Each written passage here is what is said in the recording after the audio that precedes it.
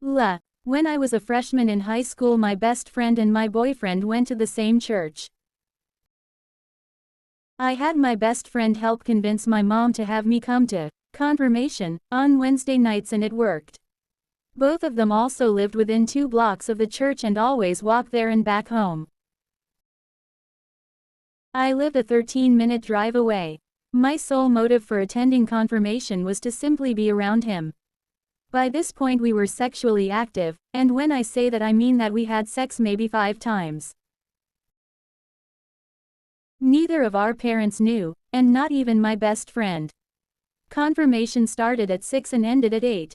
Of course, I had to manipulate something so we could have some alone time in the parking lot before I got picked up, so I told my mom that confirmation ended at 8:30. His parents worked 3rd shift and my mom is never on time for anything. The women who ran the classes would lock up and book it home right after since they had families. Perfect. It's September and the weather is nice still. We would always head to our favorite dark corner to make out and fondle each other. When we could see my mom's headlights coming from behind the building, he would walk 5 steps out of her line of vision and walk home. He lived in the opposite direction. This went on for 2 months. By this time I manipulated the church ladies into believing that my mom would pick me up so late because she had to work. They never questioned it or even tried to offer me a ride home. Sweet. The first week of November was very cold. They didn't want me sitting outside while I waited for my mother. They kindly let me know that they would lock the church doors and I could stay inside.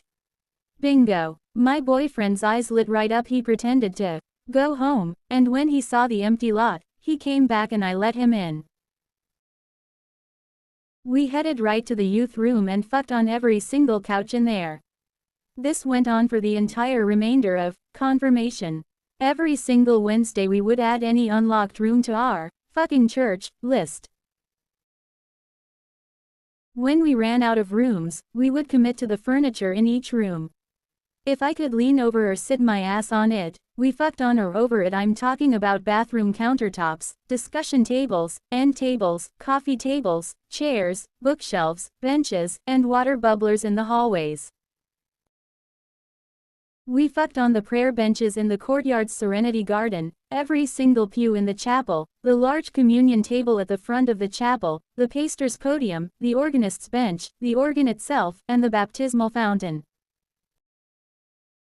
There were no cameras and no one ever knew except for God.